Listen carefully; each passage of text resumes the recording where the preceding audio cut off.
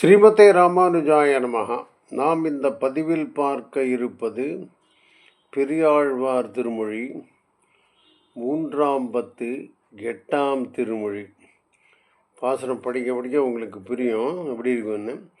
நல்லதோர் தாமரை பொய்கை நான் மலர் மேல் பனிசோர அல்லியும் தாதும் உதிர்ந்திட்டு அழகழிந்தால் ஒத்ததாலோ இல்லம் பெரியோடிற்றாலோ என் மகளை எங்கும் காணேன் மல்லரை கட்டவன் பின்போய் மதுரை புறம் புக்காள்களோ.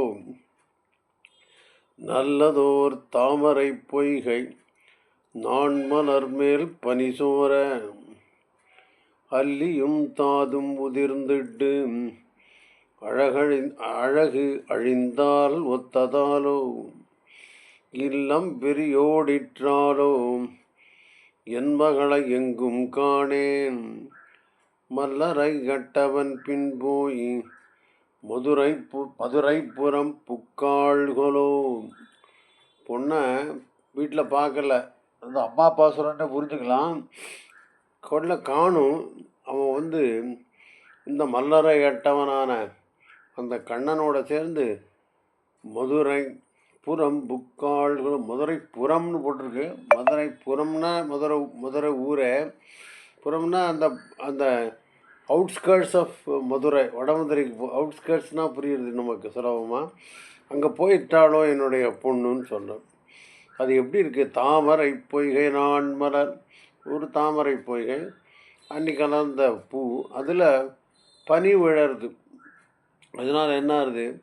அல்லியும் தாதும் உதிர்ந்துட்டு, அதனுடைய இதழ்கள்லாம் உதிர்ந்து விழுந்து வின்றன. தாதும்னா அதில் இருக்கிற மகரந்தம்னு புரிஞ்சுக்கலாம், அதில் தேன் கூட புரிஞ்சுக்கலாம். இதில் இதனால் அழகு ஒழிந்தால் ஒத்ததாலோ, அழகு அழிந்தால் ஒத்ததாலோ, அந்த தாமரை முடையனுடைய மலரனுடைய அழகு போயிடுது. அது மாதிரி இருக்கான் வீடு. ஏன்னா இல்லம் பெரியோடிற்றாலோ, வீட்டில் அந்த பொண்ணை காணும். வீடு வெறிச்சோடி இருக்கிறது. மென்பகளை எங்கும் காணேன், மற்ற மாதிரி மல்லரை அட்டவன் பின்போய் மதுரை புறம் புக்காள்களோ. மதுரை புறம் அப்படின்னா அவுட் சைட் ஆஃப் மதுரை, வடமதுரைன்னு புரிஞ்சுக்கோங்க. அங்கே தான் மல்லரை எல்லாம் ஜெயித்தான். அதாவது வடமதுரைக்கு நுழையறதுக்கு முன்னாடியே கண்ணன் அழிப்பதற்கான எல்லா ஏற்பாடுகளையும் செய்திருந்தான் கண்ணன். அதுக்கு வெளியில் இருந்தது. அங்கே போயிட்டாலோ அப்படின்னு இதே அப்புறம் ஐடியாவோட அப்படியே படிச்சுட்டே போகலாம்.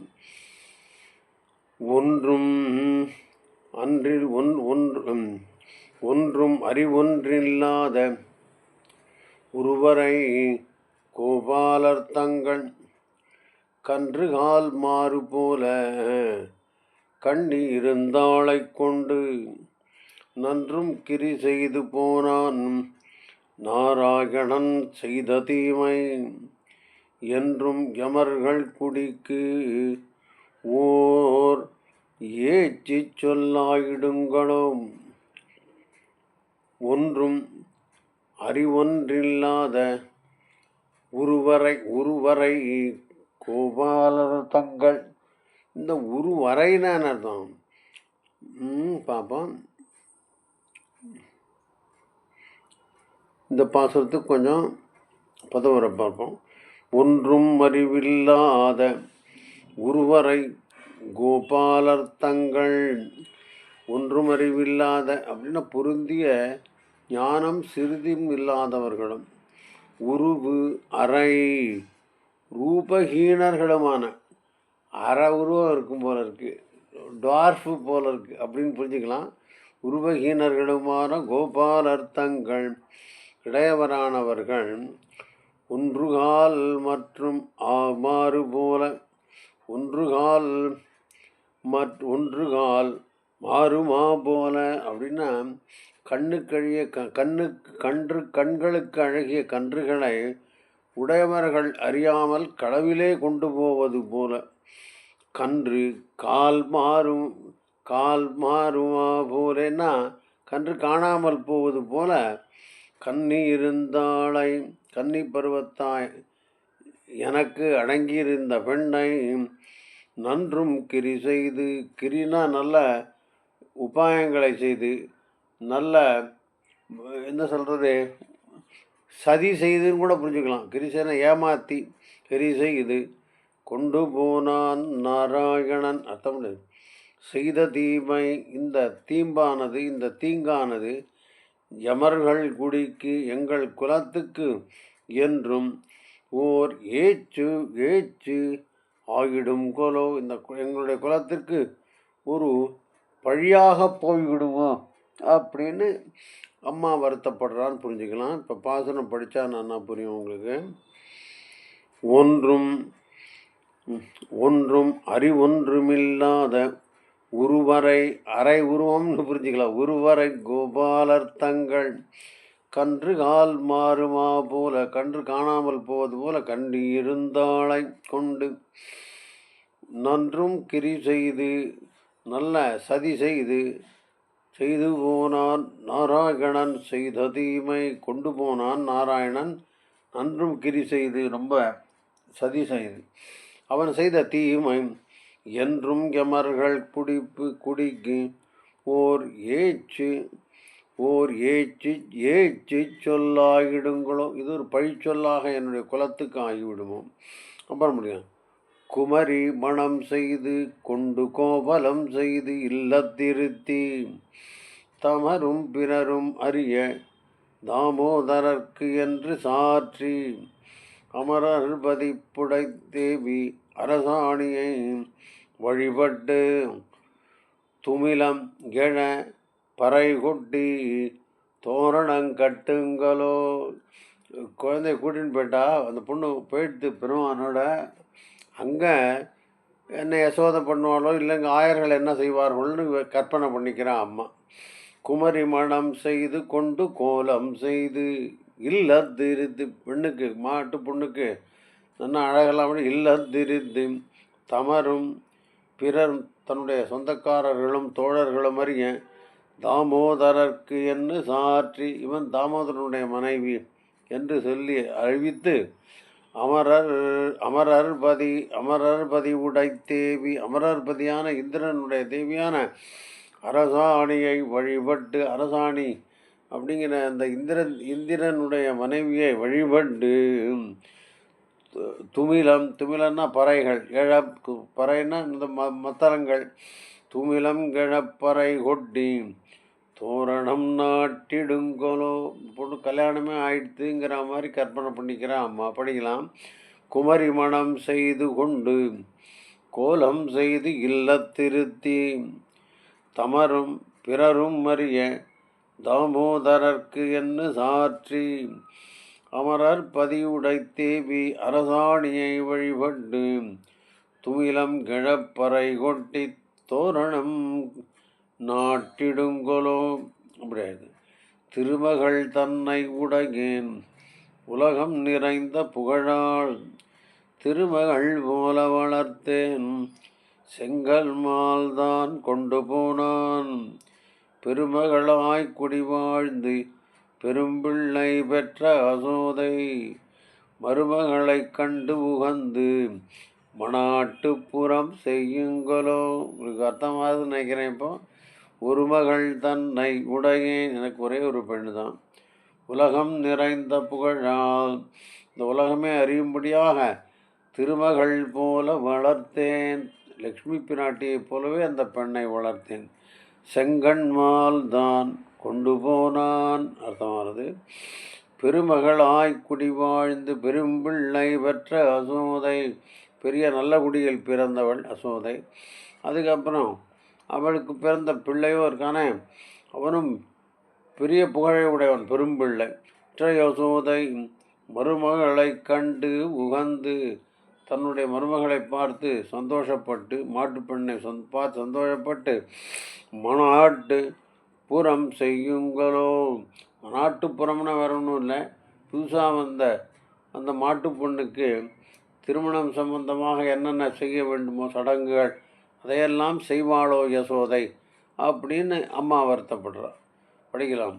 ஒரு மகள் தன்னை உடையேன் உலகம் நிறைந்த புகழால் மருமகள் திருமகள் போல வளர்த்தேன் செங்கண்பால் தான் கொண்டு போனான் பெருமகளாய் குடி வாழ்ந்து பெரும்பிள்ளை பெற்ற அசோதை மருமகளை கண்டு உகந்து மணாட்டுப்புறம் செய்யுங்களோ.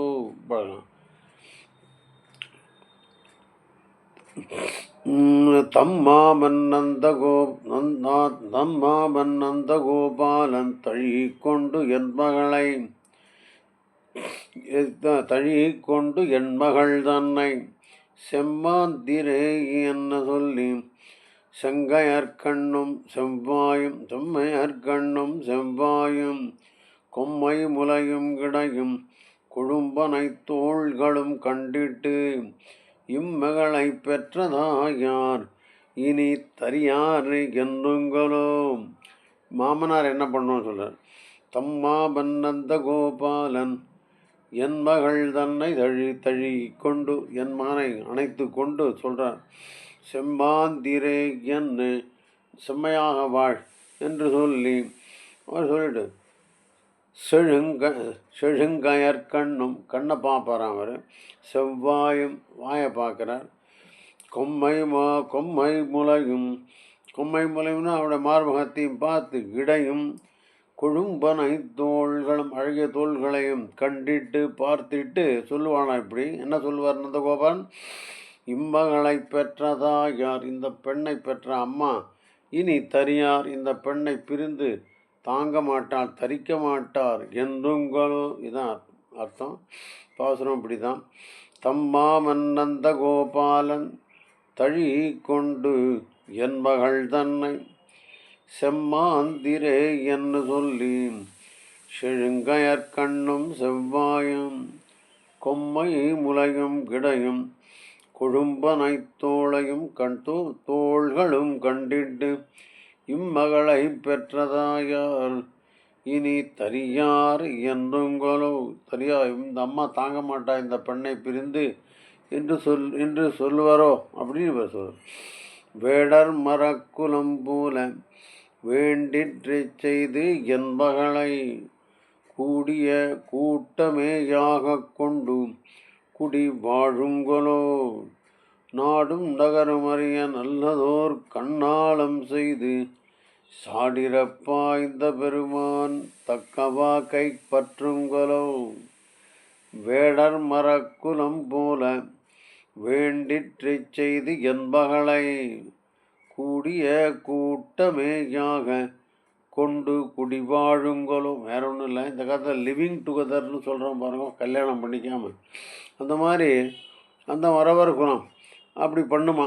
அதை தான் அப்படி சொல்கிறார். வேடர் மரக்குலம் போல இந்த வேடர்களை போல வேண்டிற்றெல்லாம் செய்து என்னென்ன செய்யணுமோ அதெல்லாம் செய்து என் மகளை கூடிய கூட்டமேயாக கொண்டு கூடிய கூட்டம் ரெண்டு ஆணும் பெண்ணும் சேர்ந்தார்கள். அவர்கள் இணைந்து வாழட்டும் என் கொண்டு கூடி குடி வாழுங்களோ. அப்படி கல்யாணம் பண்ணிக்காமல் வாழ்வார்களோ ஒன்று சேர்ந்து அப்படின்னு ஒரு சந்தேகம் வருது அம்மாவுக்கு. அப்புறம் இதுவும் வருது. நாடும் நகரும் அறிய நல்லதோர் கண்ணாலம் செய்து.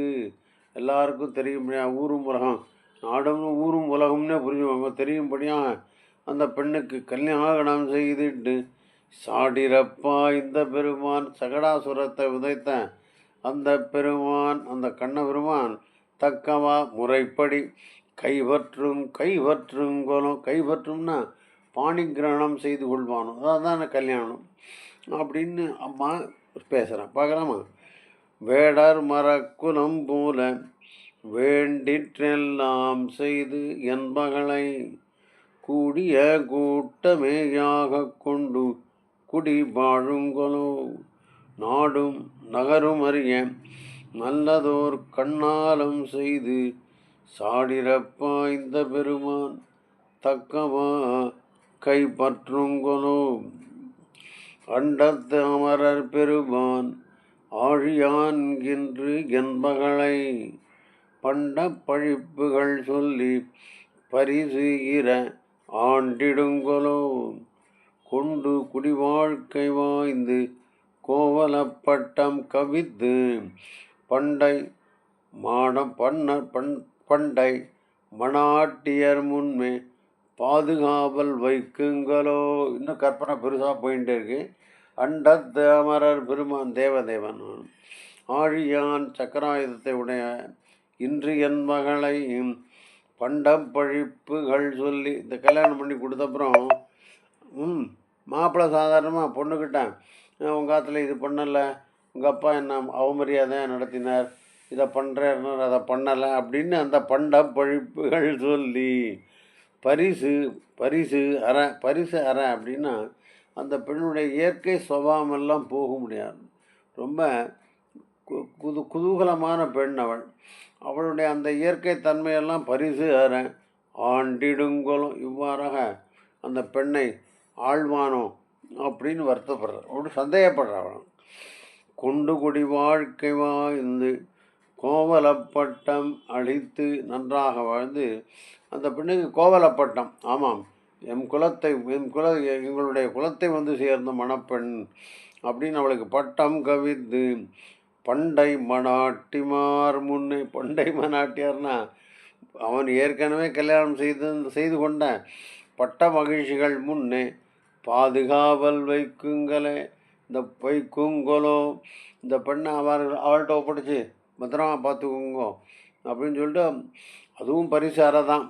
அந்த பொண்ணு இயற்கையாக வாழ முடியாது, அந்த மாதிரி தொந்தரவு பண்ணுவானோன்னு புரியுறதுன்னு நினைக்கிறேன், படிக்கிறேன். அண்டத்தமரர் பெருமான் ஆழியான் இன்னு என்பகளை பண்டப்பழிப்புகள் சொல்லி பரிசு அற ஆண்டிடுங்கொலோ கொண்டு குடி வாழ்க்கை வாழ்ந்து கோவலப்பட்டம் கவித்து பண்டை மணாட்டிமார் முன்னே பாதுகாவல் வைக்குங்களோ. படிச்சுட்டு போனோம். குடியில் பிறந்தவர் செய்யும் குணம் ஒன்றும் செய்திலன் அந்தோ நடை ஒன்றும் செய்திலன் நங்காய் நந்தகோபன் மகன் கண்ணன் இடை இருவாலும் வணங்க இழைத்து என் மகளே இங்கே கடை கயிறே பற்றி வாங்கி தைதழும்பு ஏறிடுங்களோ. இப்போ உங்களுக்கு புரியறதுன்னு நினைக்கிறேன். பிறந்தவர் செய்யும் குணம் ஒன்றும் செய்தில நந்தோ, இந்த நந்தகோபன் மகன் கண்ணன் இருக்கானே, நல்ல குலத்தில் பிறந்தவர்கள் செய்கின்ற காரியம்லாம் செய்யலை அப்படின்னு கம்ப்ளைண்ட் மாதிரி புரிஞ்சுக்கலாம். குடியில் பிறந்தவர் செய்யும் குணம் ஒன்றும் செய்திலன் நந்தோ நடை ஒன்றும் செய்திலன், என்னென்ன சடங்குகள் செய்யணுமோ, அப்புறம் கல்யாணத்தை பொண்ணுக்கு பரிசு கொடுக்கறது, அதெல்லாம் நடை ஒன்றும் செய்திலன் தங்காய் நந்தகோபன் கண்ணன் அர்த்தமாகுது. இடை இருபாலும் வணங்க, இடுப்பு ரெண்டு பக்கமும் குனியும்படியாக, தயிர் கடையறதை கற்பனை பண்ணிக்கோங்க. இந்த பக்கம்லாம் செஞ்சுட்டு இருக்கும். அதான் இடையினா இடுப்பு ரெண்டு பக்கமும் வளைங்க இழைத்து என் மகள், அப்படி இழைத்து போய் என்னுடைய மகள் ஏங்கி ரொம்ப வருத்தத்தோட கயிறே பற்றி வாங்கி, அதாவது தயிர் கடையற, வெண்ணெய் எடுக்கிற தயிர் கடையற அந்த கயிறையே பற்றி வாங்கி கைதழும்பு ஏறிடுங்களோ, அந்த கயிறுனால என்னுடைய பெண்ணுக்கு கையில் தழும்பு ஏறிடுமோ அப்படின்னு வருத்தப்படுறா அம்மா. பார்க்கலாம். குடியில் பிறந்தவர் செய்யும் குணம் ஒன்றும் செய்திலன் நந்தோ நடை ஒன்றும் செய்திலன் தங்காய் நந்தகோபன் மகன் கண்ணன் இடை இருபாலும் வணங்க இழைத்து என் மகள் ஏங்கி கயிறே பற்றி வாங்கி கைதழும்பு ஏறிடுங்களோ.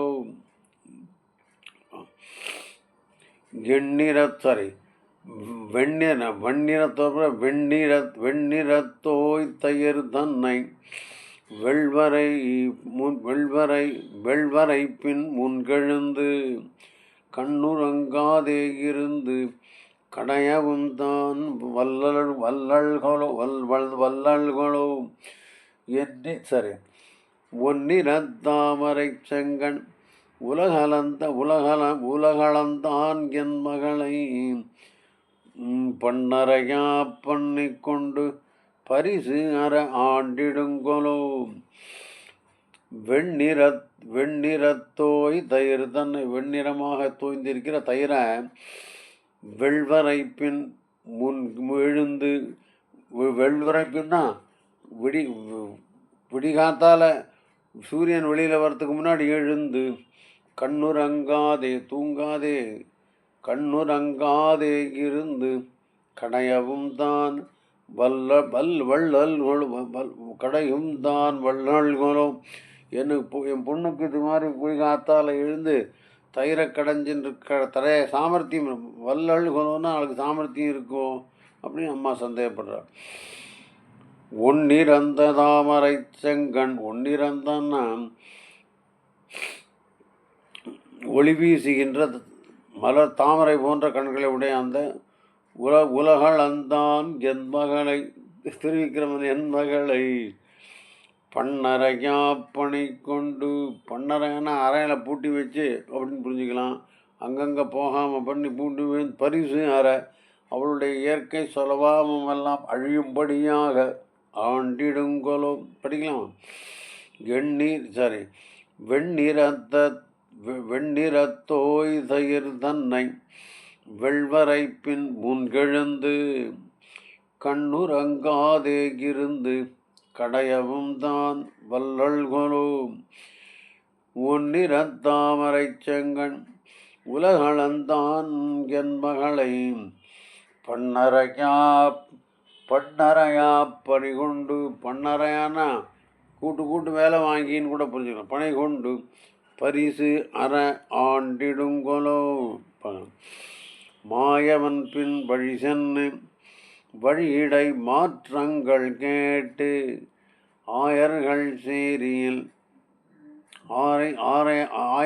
சேரியிலும் புக்கு அங்குத்தை மாற்றமெல்லாம் தாயவள் சொல்லிய சொல்லை தன் புதுவைப்பட்டன் சொன்ன தூய தமிழ் பத்தும் வல்லார் தூமணி வண்ணர்க்கு ஆளாரே படிச்சுலாம் இருக்கிறேன். மாயவன் கண்ணன் பின்னாடி சென்று வழியிடை மாற்றங்கள் கண்டு அதில் மாற்றங்கள் கேட்டு என்னென்ன செய்யணும். மாற்றங்கள்னால் கேள்வி கேட்குறது, மாற்றம்னா பதில்னு புரிஞ்சுக்கலாம். ஒருத்தரோடு பேசிட்டு போகிறாங்கிறத புரிஞ்சுக்கணும். மாற்றங்கள் கேட்டு கண்ணன் சொல்கிறதெல்லாம் கேட்டுட்டு போகிறது இந்த பொண்ணு. ஆயர்கள் சேரியிலும் புக்கு சேரியில் போய் பூந்துட்டா இந்த பொண்ணு. அங்குத்தை மாற்றமெல்லாம் அங்கு நடந்த விஷயங்களை எல்லாம் தாயவள் சொல்லிய சொல்லை அம்மா சொன்ன அந்த சொற்களை தன் புதுவைப்பட்டன் சொன்ன பெரியாழ்வார் அருளி செய்த தூய தமிழ் பத்தும் வல்லார் இந்த பாசுரங்களை வல்லவர்கள் தூமணி வண்ணர்க்கு ஆளாரே தூமணி வண்ணனுக்கு இவர்கள் ஆட்கள், அவனுக்கு அடிமைப்பட்டவர்கள்னு புரிஞ்சுக்கலாம். முடிச்சுடலாம் நினைக்கிறேன். ஸ்ரீமதே ராமானுஜாய நமஹ.